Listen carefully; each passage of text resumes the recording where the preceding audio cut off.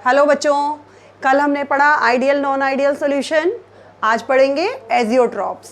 तो एजियोट्रॉप्स होते क्या हैं? एजियोट्रॉप्स बाइनरी मिक्सचर होता है दो लिक्विड्स का, जिसकी वेपर फेज में और लिक्विड फेज में, दोनों फेजेस में कंपोजिशन सेम होती है। ठीक है, तो एजियोट्रॉप हम किसे कहते हैं? Binary mixture of liquids having same composition in liquid and vapour phase. And यानी कि जब दो लिक्विड का आप मिक्सचर ले रहे हो तो जो लिक्विड फेज में उनकी कंपोजिशन है वही जब वो वेपराइज होंगे तो वेपर फेज में भी उनकी वही कंपोजिशन हमें मिलेगी। तो ऐसे दो लिक्विड के मिक्सचर को हम कहते हैं एजियोट्रॉप। ठीक है, अब जब दोनों की वेपर फेज में अगर कंपोजिशन सेम है तो इसका मतलब क्या है? इसका मतलब है कि ये दोनों लिक्विड एक ही साथ बॉयल होंगे। ठीक है, कांस्टेंट टेम्परेचर पर। सो दे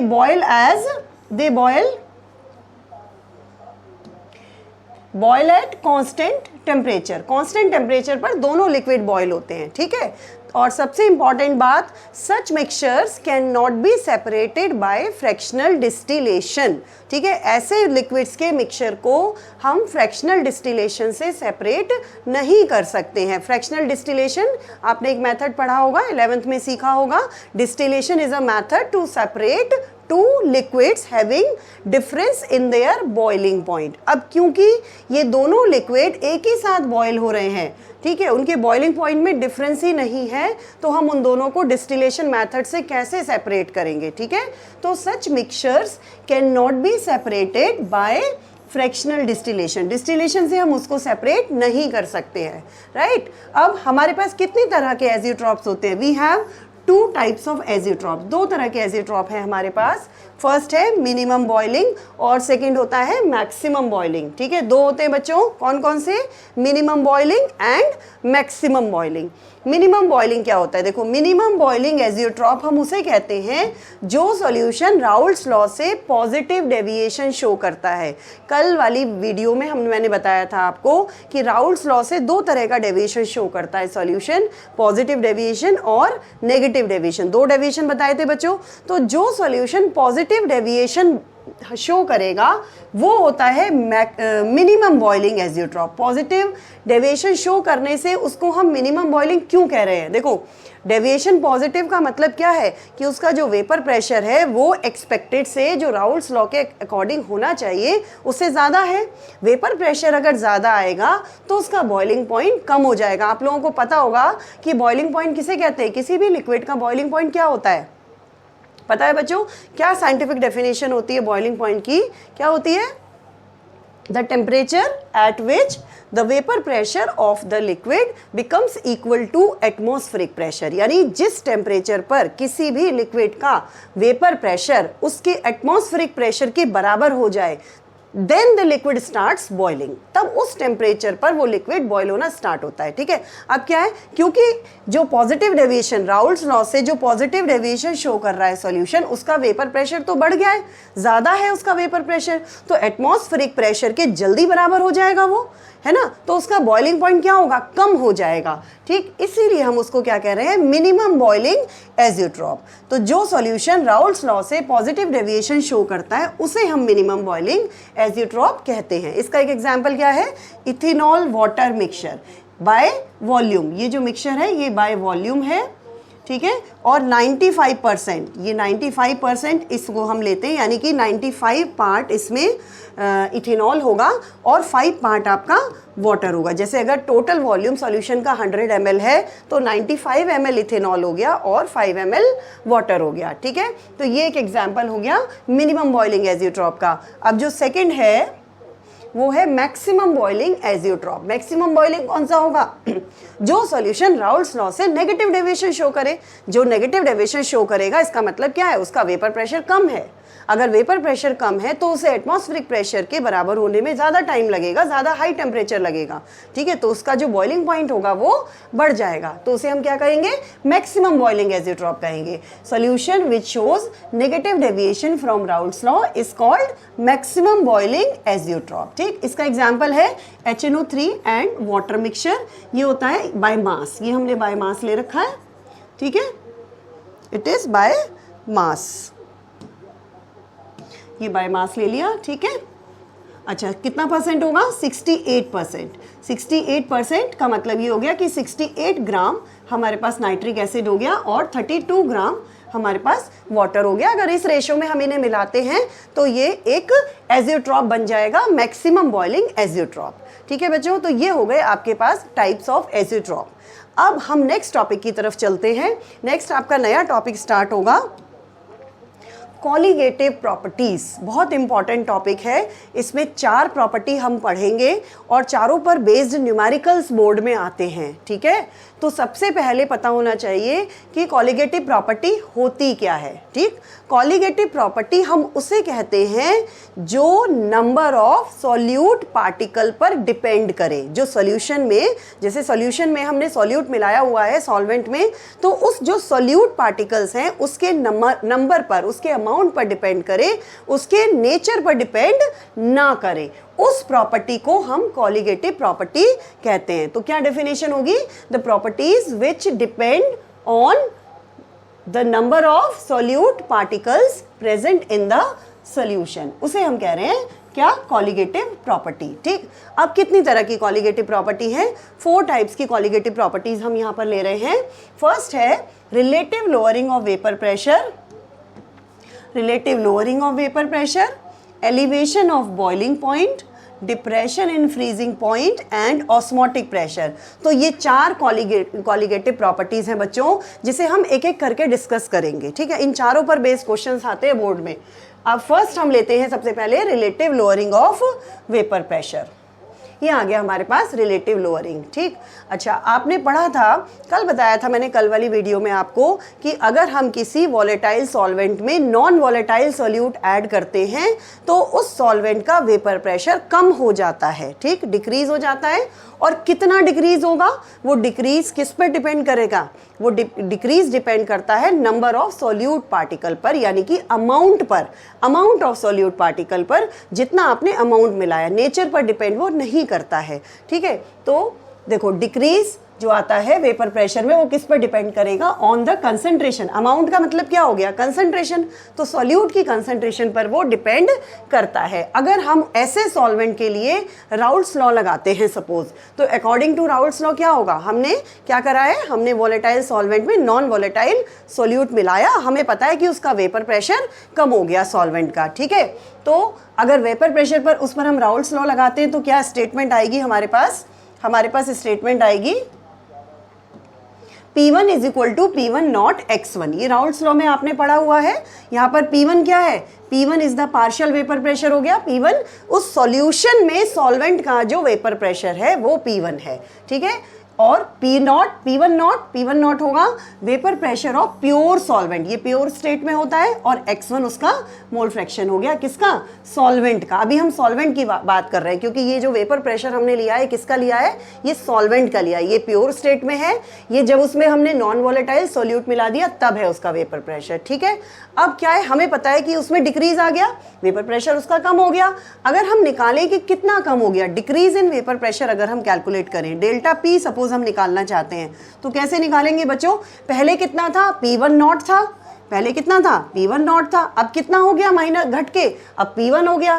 तो दोनों का डिफरेंस ले लेंगे अगर आप, तो डेल्टा P निकल आएगा।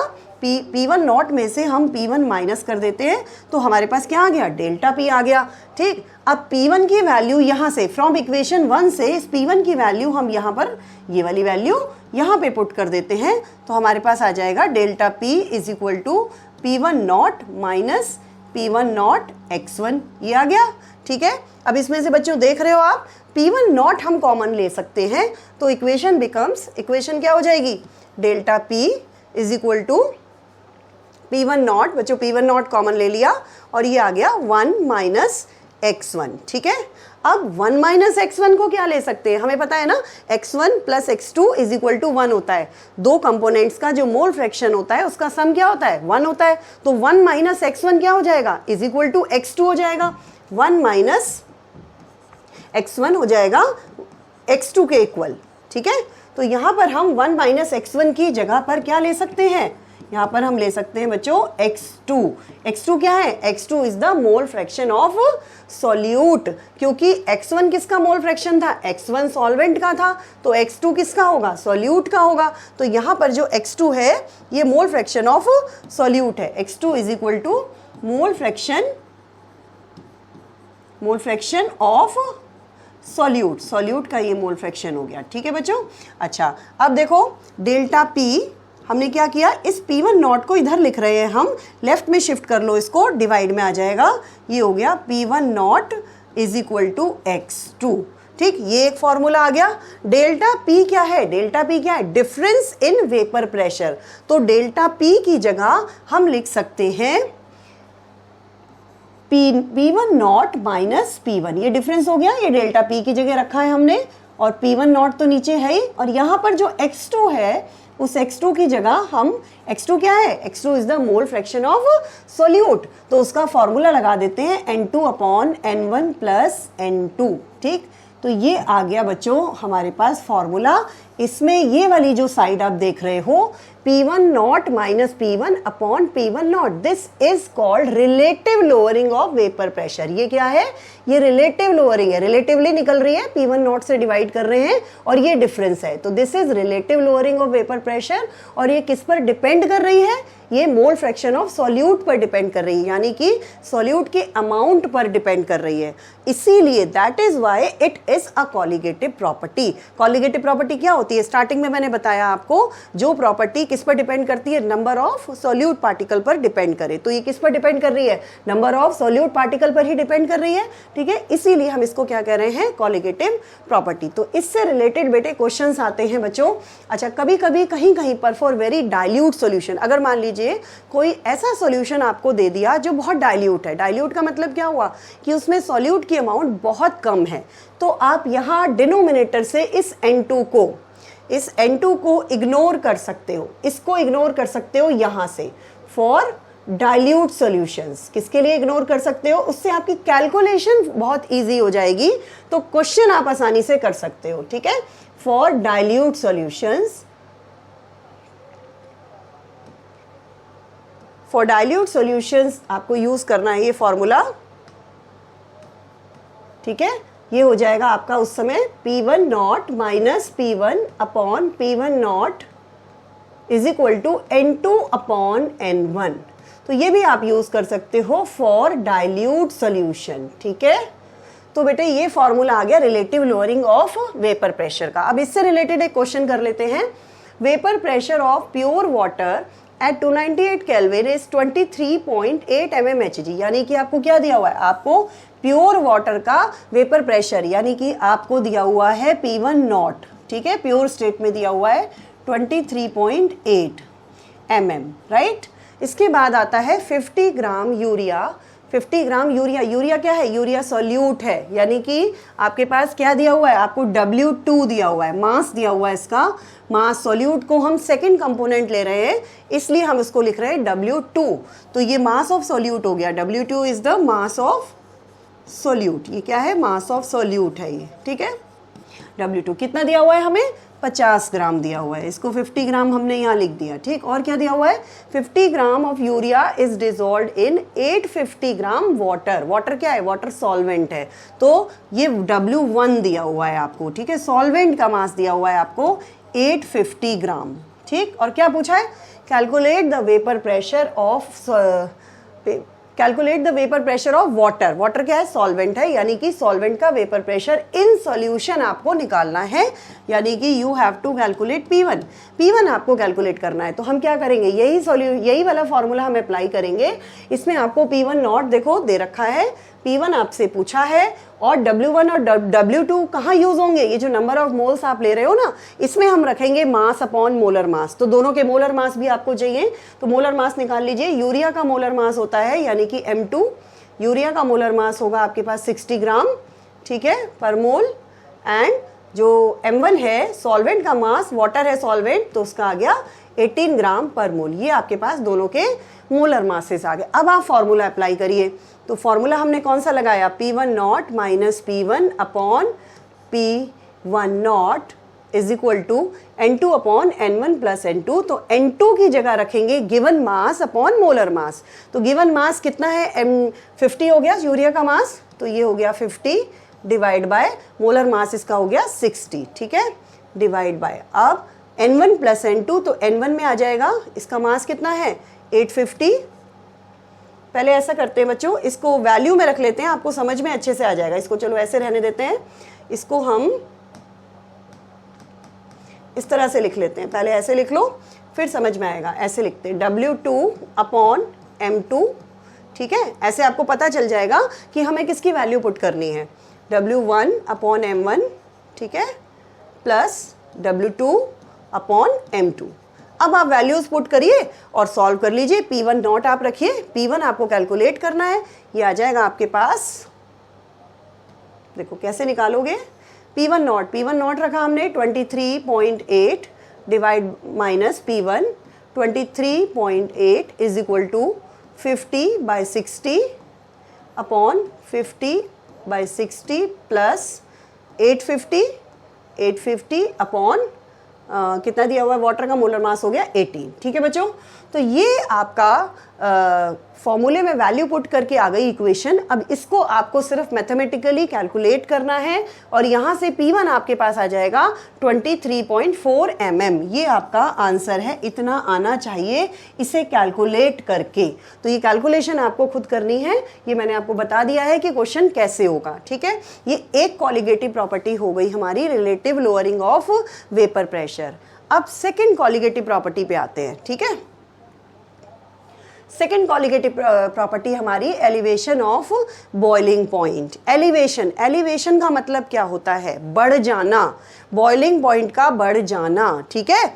अच्छा, जब अभी हमने पढ़ा किसी वॉलेटाइल सॉल्वेंट में जब हम नॉन वॉलेटाइल सोल्यूट मिला देते हैं तो उसका वेपर प्रेशर कम हो जाता है।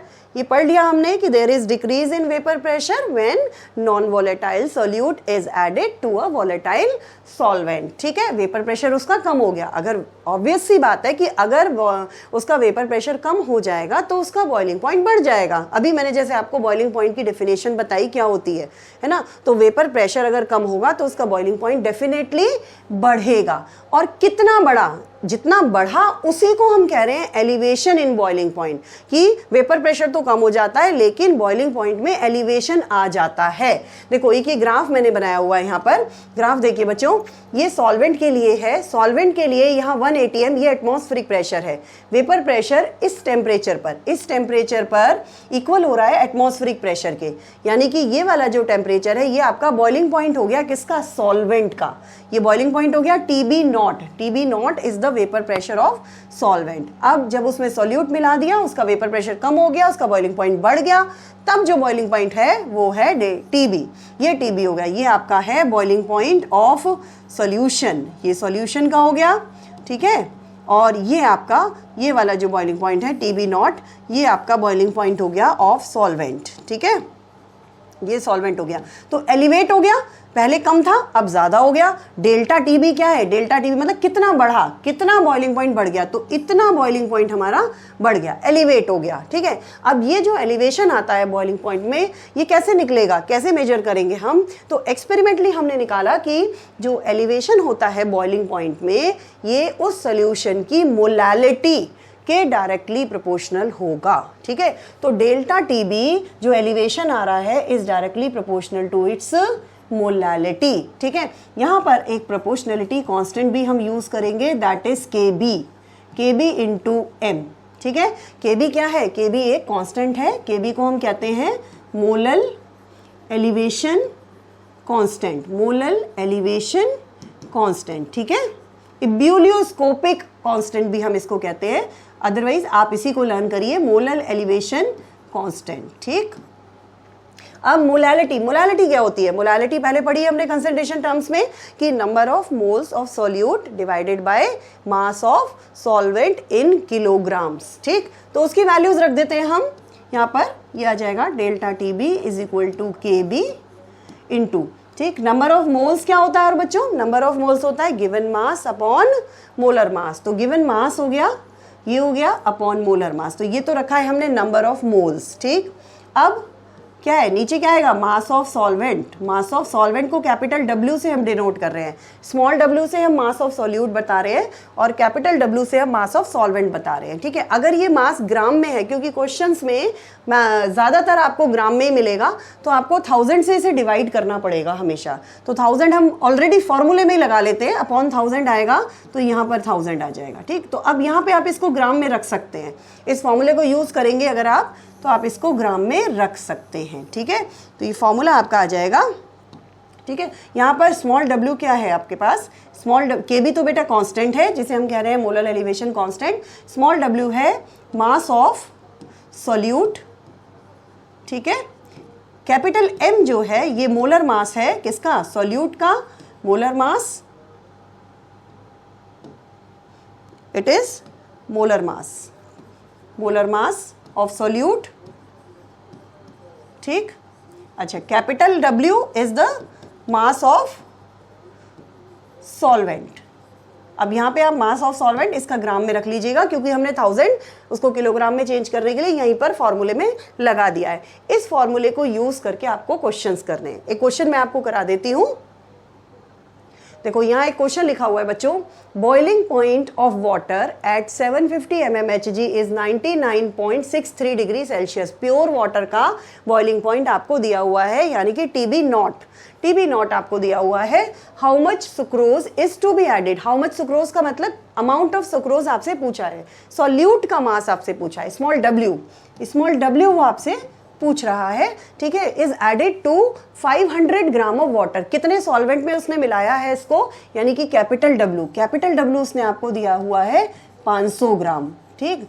सच that it boils at 100 degree, जो एलिवेट होके जो बॉइलिंग पॉइंट हुआ उसका वो हो गया 100 डिग्री, ठीक। तो डेल्टा टी भी हम निकाल सकते हैं यहाँ पर, क्योंकि दोनों बॉइलिंग पॉइंट उसने दिया हुआ है। डेल्टा टी भी उसने पहले वाला भी दिया हुआ है सॉल्वेंट का, और बाद वाला सॉल्यूशन का भी दिया हुआ है। तो दोनों का अगर हम डिफरेंस ले लें तो आप डेल्टा टी भी आ जाएगा। तो 100 माइनस 99.63 ये हमने कर दिया, ये आ गया हमारे पास 0.37।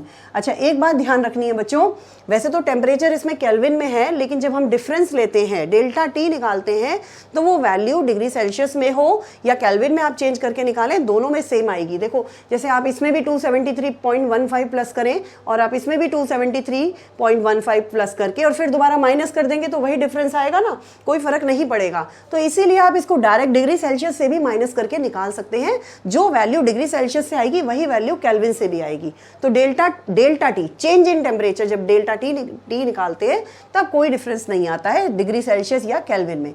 तो ये 0.37 केल्विन में आ जाएगा हमारे पास टेम्परेचर, ठीक। अब हम अपना फॉर्मूला अप्लाई करते हैं। फॉर्मूला आ गया हमारे पास, delta T B is equal to K B, ठीक है, K B into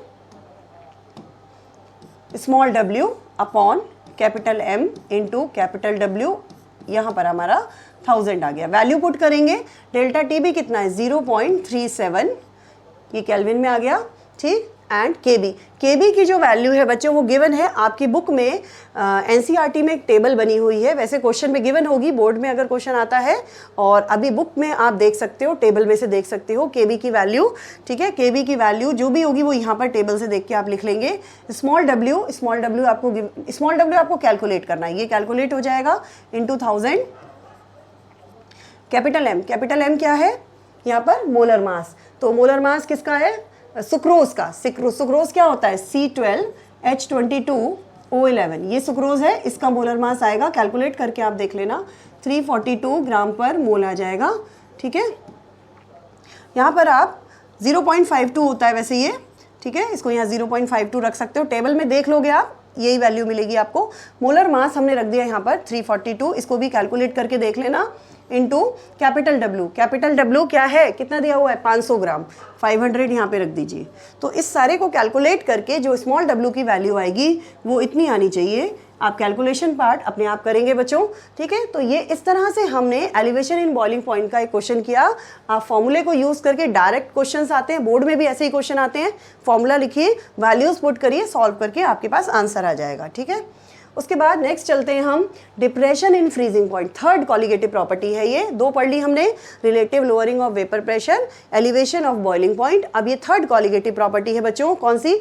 depression in freezing point. ठीक, ये भी वही वैसे ही उसी से रिलेटेड है। वॉलेटाइल सॉल्वेंट में आपने नॉन वॉलेटाइल सॉल्यूट मिलाया, वेपर प्रेशर कम हो गया, ठीक, लोअरिंग हो गई वेपर प्रेशर की, बॉइलिंग पॉइंट बढ़ गया, एलिवेशन ऑफ बॉइलिंग पॉइंट हो गया, और फ्रीजिंग पॉइंट क्या होता है? फ्रीजिंग पॉइंट कम हो जाता है। कितना कम हो गया? ये देखो सॉल्वेंट का, ये सॉल्वेंट का फ्रीजिंग पॉइंट है TF0।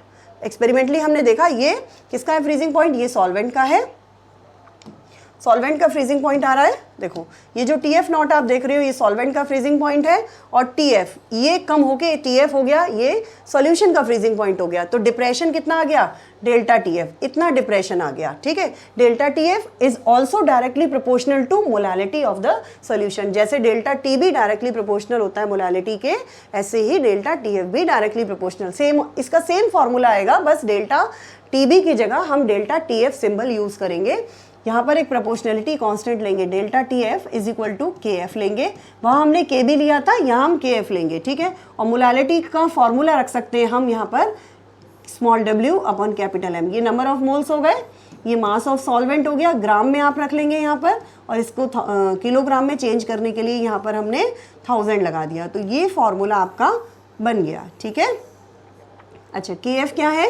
KF कांस्टेंट है, it is called molal depression constant. ठीक है, मोलल डिप्रेशन कांस्टेंट हो गया ये, राइट। स्मॉल w जैसे आपने वहाँ पढ़ा था, स्मॉल w क्या होगा? Mass of solute. ठीक, मास ऑफ सॉल्यूट हो गया। कैपिटल M इसका मोलर मास हो गया, it is molar mass of solute, ये सॉल्यूट का मोलर मास हो जाएगा। और कैपिटल W आपके पास आ जाएगा मास ऑफ सॉल्वेंट, ये सॉल्वेंट का मास हो गया। ठीक है, तो इस तरह से ये सारी चीज़ें बेटा क्वेश्चन में गिवन होंगी, आपको इसमें भी कुछ नहीं करना, इसमें भी सिर्फ न्यूमेरिकल में जो जो वैल्यूज गिवन है आप फॉर्मूला लिखिए, फॉर्मूले में वैल्यूज पुट करिए, उसे सॉल्व करिए, आंसर आ जाएगा। ठीक है, इससे रिलेटेड भी एक क्वेश्चन मैं आपको करा देती हूँ। देखो, calculate the mass of ascorbic acid to be dissolve in 75 gram acetic acid to lower its melting point by 1.5 degree Celsius, KF is equal to 3.9 Kelvin kilogram पर मोल। ठीक, अच्छा अब इसमें देखिए बच्चों क्या पूछा है? Calculate the mass of ascorbic acid, यानी कि सॉल्यूट का मास पूछा है आपसे, स्मॉल w पूछा है।